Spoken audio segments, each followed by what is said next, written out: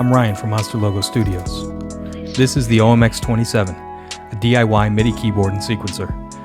If you've spent any time in the M8 Discord or on YouTube, I'm sure you've seen videos and pictures of this awesome little device. Unfortunately, they're a bit hard to come by due to the current state of supply lines, but if you're willing to be a little patient, I highly recommend picking one up, not just for the functional benefits, but also for the build experience. The OMX-27 comes in two different packages. There's a build your own that mainly includes the PCB, key plate, and acrylic parts for the housing. This is for users who want to source their own electronic and key switch components. There's also a full kit that includes everything you need to build the OMX-27. I went with the full kit, and even then you'll need to bring your own soldering tools and a little bit of patience. The build guide and the video instructions in particular are incredibly easy to follow, but there are a lot of high precision, repetitive steps, and I'd plan on 2 to 3 hours if this is your first time building a kit like this. I've had a lot of experience building guitar pedals, and I was pretty comfortable with through-hole component soldering, but the surface mount LEDs were a new experience for me. With 2 cups of coffee, a brand new soldering tip, it took me about 2 hours to complete the build. I'm very particular about my gear, so I did take my time, but I do recommend moving slow, and a measure twice, cut once approach will definitely yield the best results. In terms of the feature set, there's a lot packed into this little device. On the hardware side, power is provided through the Teensy's USB micro port. There are 26 keys in a piano-style layout and a single multifunction aux key. There are 5 potentiometers for sending continuous controller or CC messages, and a single encoder for navigating the menu system. In terms of I/O, there are 3.5mm TRS control voltage outputs for gate and pitch, and a single 3.5mm TRS MIDI output. The MIDI output also has a convenient hardware switch for selecting between Type A and B variants. On the software side, there are several modes available that can be accessed by holding down the encoder. MI, or MIDI mode, works like a standard MIDI keyboard. You can move up or down octaves using the aux key, and each of the main 26 keys sends a MIDI note on the active channel. There's a scale mode available, which I haven't really played with yet, but this is also where you can activate the M8 macro mode. In M8 mode, you have quick access to the basic transport functions, mutes and solos for each of the 8 tracks, and some helpful navigation shortcuts for mixer and waveform views. You can also quickly save and load snapshots, which makes this an awesome companion for live mode or any performance scenarios. Let's take a look.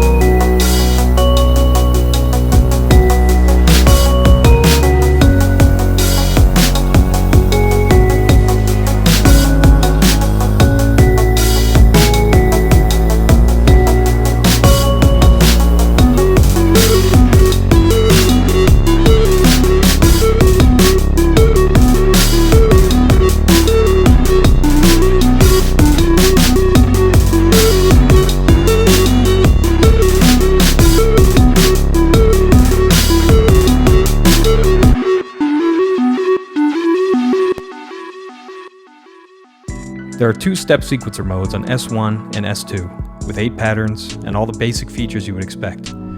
The first sequencer plays 1 sequence at a time.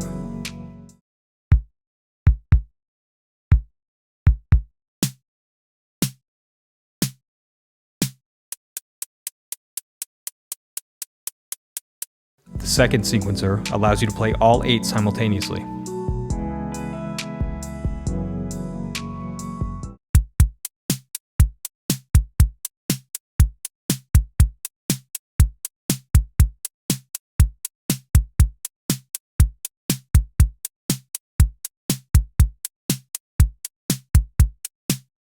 There's also a special variation of the MIDI mode on OM, with some tweaks that improve compatibility with the organelle mother.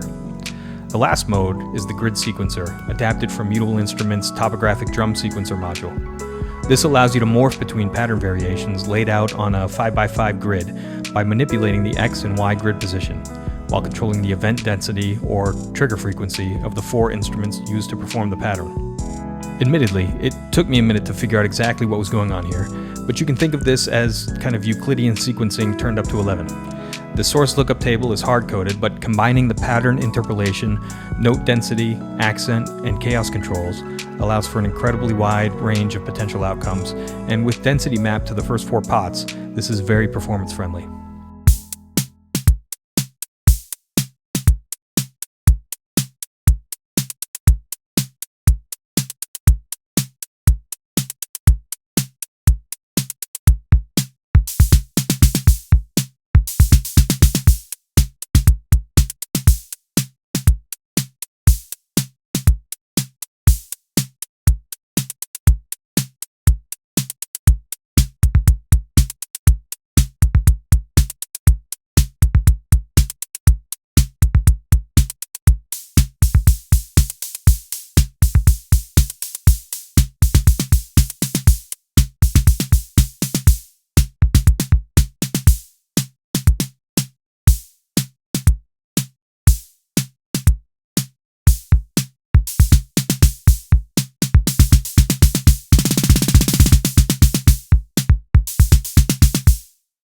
Now there's quite a bit here, and you're probably asking yourself how much of this is actually useful in practical situations.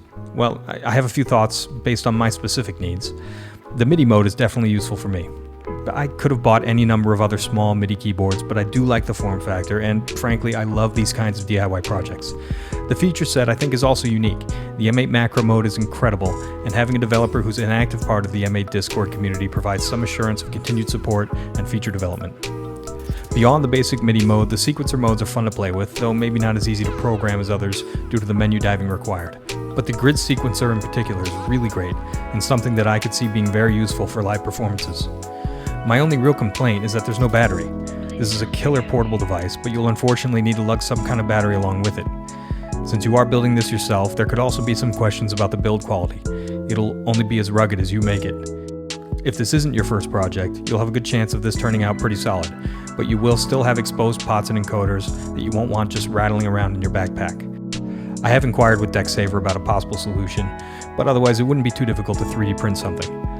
There's really not much more I can say about this device. I had an absolute blast assembling it and exploring the features over the last couple of days. For the M8 owners out there, I also highly recommend getting a small MIDI device to use for composition. I spent the first couple of months with the M8 composing on-device only, but because I'm not the best musician, having something that you can use to quickly improvise and jam with using the on-device engines has really improved my ability to come up with ideas and melodies quickly. The ability to record phrases directly on the M8 also allows you to get notes into the device just that much quicker, so you can create efficiently and as the inspiration strikes. Again, this is Ryan from Monster Logo Studios. Thanks for watching. I'll talk to you soon.